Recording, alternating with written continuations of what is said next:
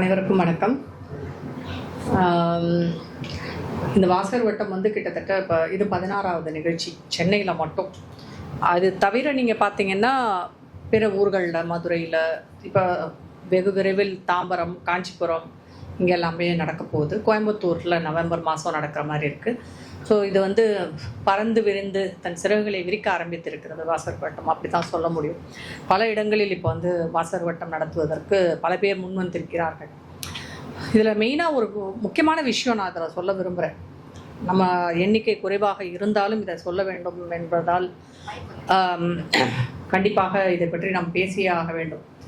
என்னென்னா, நம்ம எல்லாருமே சோஷியல் மீடியாவில் பயங்கர ஆக்டிவாக இருக்கும், இன்க்ளூடிங் மீ. ஆனால் அது வந்து நேரடியாக ஒரு கலந்த ஆலோசனையோ இல்லை ஒரு பேச்சோ இல்லை ஒரு விவாதமோ அப்படின்னு வரும்போது பல பேர் வந்து முன்னெடுத்து வருவதில்லை. அதை உடைக்கணுன்ற ஒரு காரணத்துக்காக தான் அந்த வாசகர் வட்டத்தை வச்சோம். இதை வந்து ஜூம் மீட்டிங்காக கூட வச்சிடலாம், ஒன்றும் பெரிய விஷயம் இல்லை. அதில் நிறைய பேர் கலந்துக்கலாம், நம்பர்ஸ் இன்னுமே அதிகமாக இருக்கலாம். இருந்தாலும் ஒவ்வொரு ஊர்லேயும் வந்து நேரடியாக நாம் சந்தித்து சில விஷயங்களை நாம் பகிர்ந்து கொள்ள வேண்டும் என்ற ஒரு காரணத்திற்காக எங்களுடைய ஆசான் சுபுஜி அவர்களின் ஆசையும் அதுதான். ஏன்னா ஒரு நம்ம ஊரில் நரேட்டிவ் செட்டிங்ன்றது வந்து ரொம்ப ஈஸியாக சிம்பிளாக நடக்கும். அதை கருத்துருவாக்கம் என்பது அதை வந்து திராவிட கட்சிகள் சிறப்பாக செய்திருக்கிறது. இன்னும் சொல்ல போனீங்கன்னா கம்யூனிஸ்ட் கட்சியும் அதுக்கு முன்னாடி ரொம்ப சிறப்பாக இந்த கருத்துருவாக்கத்தை செய்திருக்கிறார்கள். ஆனால் நம்மளை மாதிரி ஒரு வலதுசாரி சிந்தனை உடைய ஒரு கூட்டம் அப்படின்னு கூட சொல்லலாம். அந்த கருத்துருவாக்கம் என்பது வந்து இன்னும் நமக்கு சரியாக கையகப்படவில்லை என்றது தான் ஒரு பெரிய வருத்தமான ஒரு விஷயமே. நம்மளால் ஆழமாக ஆணித்தரமாக சில விஷயங்களை வந்து மக்களிடம் கொண்டு சேர்க்க முடிவதில்லை. அதற்கு காரணம் புத்தகங்கள் படிக்காமல் இருக்கிறது தான்.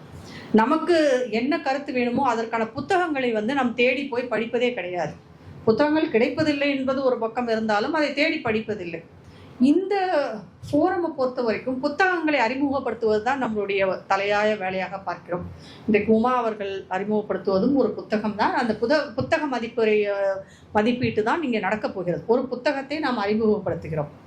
இன்னொரு விஷயம், சிறப்பு பேச்சாளராக பேச்சாளர்கள் அவர்கள் தங்கள் கருத்துக்களை சமுதாயம் சார்ந்து, அது சமயம் சார்ந்து, இல்லை அரசியல் சார்ந்து, இல்லை கலை சார்ந்து, இலக்கியம் சார்ந்து, இதை சார்ந்து அவர்களுடைய கருத்துக்களை நம்முடைய பரிமாற வருகிறார்கள். அது நம்மளை கொஞ்சம் யோசிக்க வைக்கும். அதற்கப்புறம் இந்த மாதிரி செய்திகள் எங்கே இருக்குன்றதை நம்ம தேடி போய் கண்டுபிடிச்சு படிப்பதற்கு அது உதவியாக இருக்கும். இந்த விஷயத்தில் வந்து எங்கேயோ நம்ம கோட்டை விடுறோம்.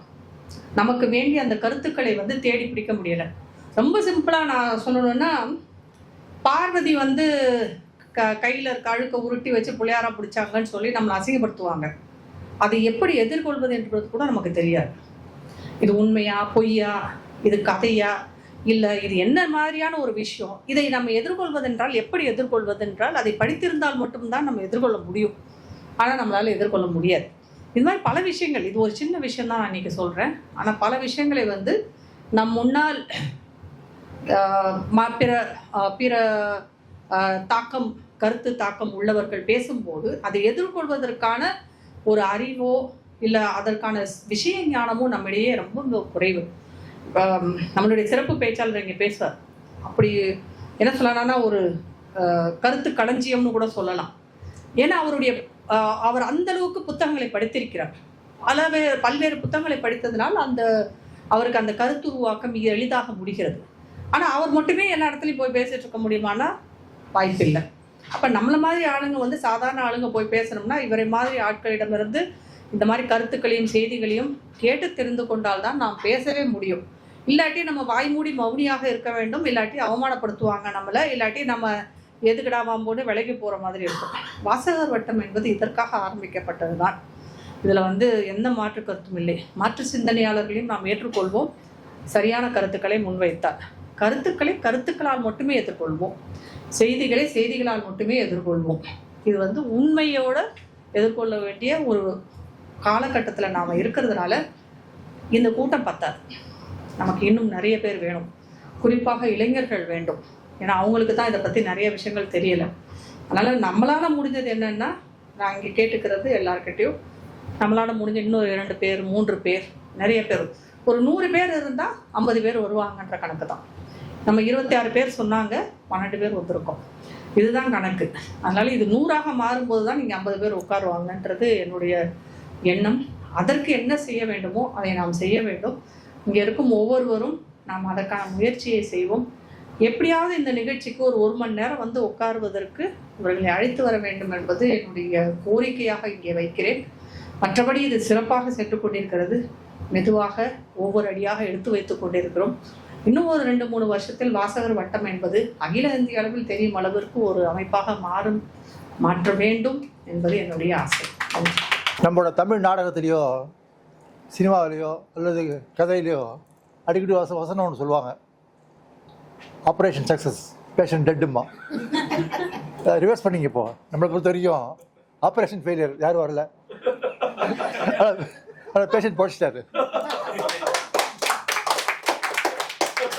இதற்காக என்னுடைய நன்றி கடனை நண்பருக்கு சொல்லுகிறேன். இல்லை, that's remedy. Practice it's a failure. ஒரே ஒரு சின்ன என்ன சொல்கிறது, தோழமை சுட்டு ஒத்துவார்னு நினைக்கிறேன். ரொம்ப பயமாக இருக்குது நீங்கள் சொல்கிற கதையெல்லாம் கேட்டால். நல்ல விஷயமே இல்லைன்ற மாதிரி நாட்டில். அதே மாதிரி இந்த சினிமா, நாடகம், கதை, இந்த ஒப்பீடு சொன்னார், ரொம்ப நல்லா இருந்தது. யாரும் செய்கிறதில்லை. தண்ணீர் ஒரு ட்ராமா கோமல் சாமிநாதன் போட்டார். அதை வந்து இவர் வந்து பாலச்சந்தர் படமாக எடுத்தார். முதல் நாள் போய் ட்ராமா பார்த்தேன், மறுநாள் போய் சினிமா பார்த்தேன். It was an improvement. Surprisingly cinema விஷயம் கெடுத்துருவான், கதையை கெடுத்துருவான். சுஜாதா வந்து போயிட்டார் நீங்கள் சொல்கிறீங்களே, அது மாதிரி but it was improvement. So இந்த மாதிரி ஒரு ஒப்புநோக்குதெல்லாம் நம்மகிட்ட இல்லை. ஸ்டடி அந்த மாதிரி ஆய்வு யாரும் பண்ணுறதில்லை. நல்லா பண்ணுறீங்க. இன்னும் கொஞ்சம் டெம்பரடைஸ் பண்ணலாம். Looks more like college lecture. நாங்களாம் கடந்து தான் வந்திருக்கோம். எனவே தேங்க்யூ ஃபார் obliging me.